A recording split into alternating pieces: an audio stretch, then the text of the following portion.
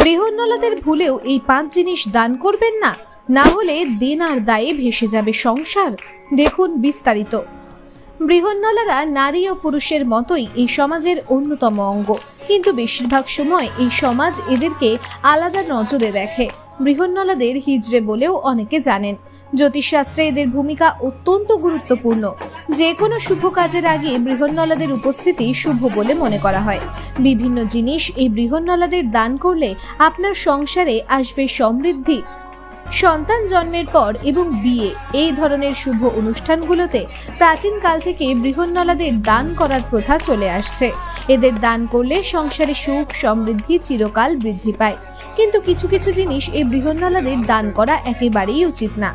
আপনার বাড়ির দরজা থেকে যদি এই বৃহন্নলারা রুষ্ট হয়ে ফিরে যায়, তাহলে স্বয়ং মা লক্ষ্মী রুষ্ট হন। লক্ষ্মীর রোষে এর ফলে আপনার সংসার চরম দারিদ্র্যের মধ্যে পড়তে পারে।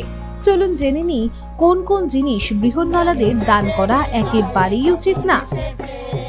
কখনো কোনো হিজড়েকে ভুলেও ঝাঁটা বা ঝাড়ু দেবেন না, কিংবা এদের তাড়ানোর জন্য এদের ঝাঁটা দেখাবেন না বা ঝাঁটা নিয়ে তাড়া করবেন না।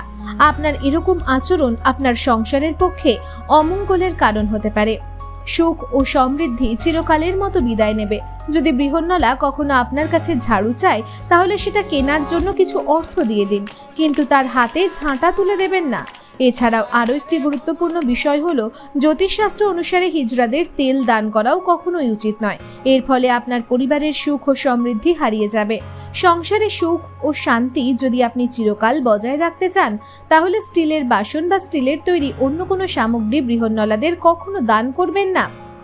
যদি কখনো ভুলবশত স্টিলের জিনিস দান করেন, তাহলে আপনার পরিবারের লড়াই ঝগড়ার পরিবেশ সৃষ্টি হয়ে যাবে।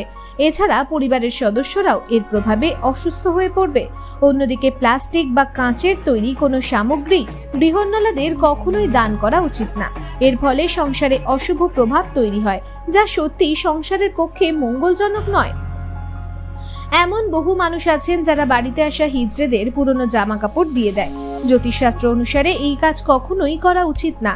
এদের পুরনো পোশাক না দিয়ে সর্বদা নতুন পোশাক দান করবেন। এদের পুরনো পোশাক দিলে মা লক্ষ্মী রুষ্ট হন এবং বৃহন্নলার আশীর্বাদ আপনি কখনোই লাভ করতে পারবেন না।